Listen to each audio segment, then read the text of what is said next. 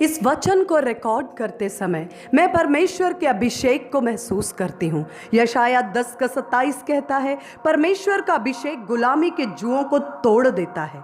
प्रिय मित्रों, कुछ समय के लिए पवित्र आत्मा की आवाज को स्पष्ट रीति से सुनने के लिए मैं आपकी मदद करना चाहती हूँ। यदि आप आज खुद को गड्ढे में गिरा हुआ या कुचली हुई दशा में महसूस कर रहे हैं, या आपको लगता है आप हार चुके हैं, जीवन में कुछ गलत निर्णय आपने ले लिए, आपने अपनी सेवकाई, परिवार, गवाही, साधनों और रिश्तों को खो दिया है, या इसी तरह की और कई बातें, कुल मिलाकर आपको लगता है कि आप भटक चुके हैं, उससे भी अधिक आप यह सोचते हैं कि परमेश्वर ने भी मुझे भुला दिया, छोड़ दिया और त्याग दिया है, जरा रुकिए, ठहरिए। यदि आप ऐसे ही किसी भावनात्मक दौर या दशा से गुजर रहे हैं, तो पवित्र आत्मा इस समय आपसे, हाँ, आप ही से बात करना चाहता है।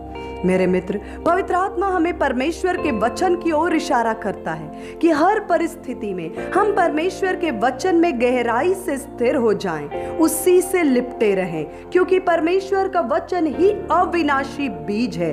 पहला पत्रस 1:25 कहता, परमेश्वर का वचन युगानुयुग स्थिर रहेगा। आप इस बात का यकीन रखें कि आपका अंगरखा, आपका कोट आपसे छीना जा सकता है, लेकिन आपकी बुलाहट और दर्शन कोई छू भी नहीं सकता।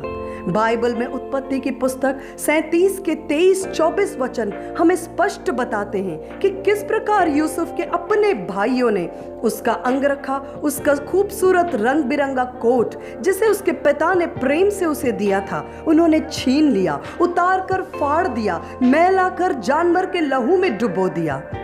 लेकिन उसके भाई हों या कठिन परिस्थिति, पोतीफर हो या फिरौन, कोई भी यूसुफ की बुलाहट, उसके दर्शन, उसके स्वप्न और उस अनदेखे परमेश्वर के सुरक्षा कवच को यूसुफ पर से उतार न सके। इसी तरह हो सकता है आपका जीवन भी तूफानों से गुजर रहा हो, शायद आपसे भी आपका अंगरखा, आपका कोट, आपका आदर सम्मान, पद प्रतिष्ठा, गवाही, आशीषें और संपत्ति, रिश्ते छीन लिए गए हों। लेकिन हिम्मत रखें मेरे मित्र, हिम्मत रखें, आपका उद्धार, आपका छुटकारा निकट है। चाहे तूफान का अनुभव हो या गड्ढे का या कारागृह का, यह आपके जीवन की एक समय, एक ऋतु या कालखंड है। यह आपका स्थायी ठिकाना नहीं है। परमेश्वर आपको इसी दशा में पड़े रहने नहीं देंगे, आप इसमें से निकल जाएंगे। हाँ, आप ठीक सुन रहे हैं, आप इसमें से निकल जाएंगे। जिस तरह परमेश्वर ने यूसुफ को कारागृह से निकालकर शिरोमणि किया, ठीक उसी तरह आप भी निश्चित रूप से जयवंत और फलवंत होकर इन परिस्थितियों से पार उतरेंगे। यशाया 49 के 15-16 वचन कहता, क्या ये हो सकता है कि कोई माता अपने दूध पी हुए बच्चे को भूल जाए और अपने जन्माए बच्चे पर दया न करे? हाँ, वो तो भूल सकती है, परंतु मैं तुझे कभी नहीं भूल सकता। देख, मैंने तेरा चित्र अपनी हथेली पर खोद कर बनाया है। भजन 29 का 4 कहता, यहोवा की वाणी शक्तिशाली है, यहोवा की वाणी प्रतापमय है। उसकी आवाज, उसकी वाणी आपको उस गड्ढे से, जो उस कारागृह से, जो अंधेरे का है, दुख का, दर्द का है, शर्मिंदगी, उदासी का है, बाहर निकालकर चट्टान पर खड़ा करता है। इफिसियों 1 के 4 पद में परमेश्वर का वचन कहता है, उसने हमें जगत की उत्पत्ति से पहले उसमें, अर्थात यीशु मसीह में चुन लिया कि हम उसके निकट प्रेम में पवित्र और निर्दोष हो जाएं। हाँ मेरे मित्र, आप परमेश्वर के चुने हुए पात्र हैं। उसने आपके जन्म से पहले आपको चुन लिया, आपके माता पिता, दादा परदादा के पैदा होने से पहले, यहाँ तक वचन में लिखा है संसार के बनाए जाने से भी पहले, जगत की नींव पड़ने से भी पहले परमेश्वर की आत्मा में आप ग्रहण किए गए। इससे पहले कि आप कुछ भी अच्छा या बुरा काम करते, उसने पहले आपसे प्रेम किया और आपको अपने लिए चुनकर अलग किया। परमेश्वर किसी समय की सीमा में बंधा नहीं है। आज से 2020 वर्ष पहले यीशु मसीह ने हमारी जगह क्रूस पर अपनी जान दी, हमारे पापों और श्रापों को उठा लिया, मृतकों में से जी उठकर हमेशा के लिए पिता की दाहिनी ओर विराजमान है।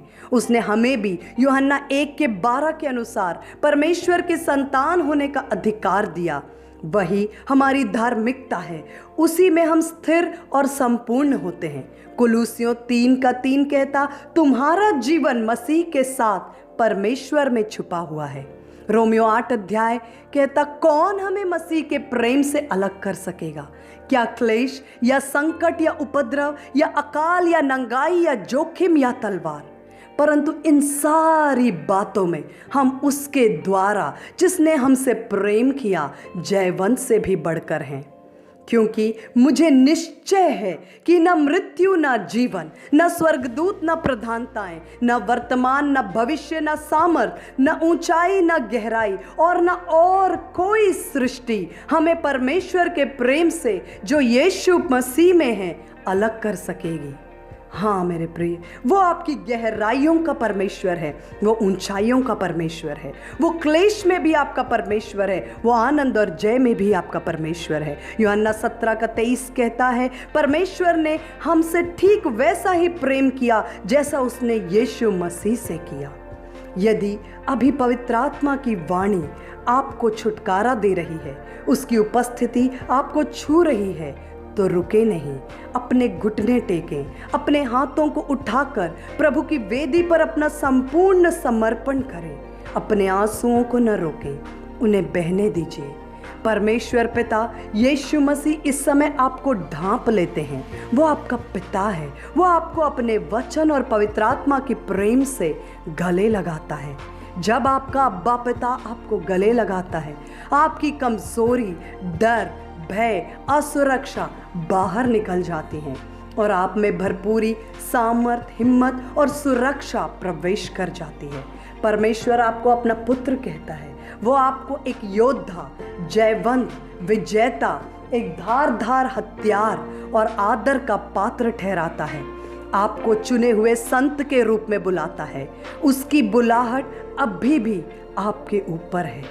क्या हम कुछ समय प्रार्थना कर सकते हैं? आइए प्रार्थना करें। स्वर्ग और पृथ्वी के मालिक, जीवित महान परमेश्वर पिता, प्रभु यीशु मसीह के नाम से आपके पवित्र चरणों में मैं अपने उन सारे भाई बहनों के साथ जो इस वचन को सुन रहे हैं, आपके निकट, आपके चरणों में आती मैं धन्यवाद करती कि आप विश्वास योग्य परमेश्वर हैं। होने दीजिए आपका वचन जो सत्य है आज हर एक को आजाद करे। आपका अभिषेक गुलामी के जुओं को तोड़ दे। शत्रु का हर एक झूठ और धोखे की बातें आज तोड़ दी जाए। एक बड़ा छुटकारा, एक बड़े चंगाई की घोषणा आज हम करते हैं। आज मैं प्रार्थना करती आपके प्रेम का प्रकाश हमारे मन में हो, ताकि हम जान सके कि आपने हमसे कैसा प्रेम किया है। हम आप पर भरोसा करते हैं पिता। हम आपके साथ प्रभु जी आपके वचन पर विश्वास करते हैं। हम धन्यवाद देते हैं, सारी बातों को आपके बलवंत हाथों में सौंपते हैं और धन्यवाद के साथ ये प्रार्थना प्रभु यीशु मसीह के नाम से मांगते हैं। दया से सुन और कबूल कर। आमीन।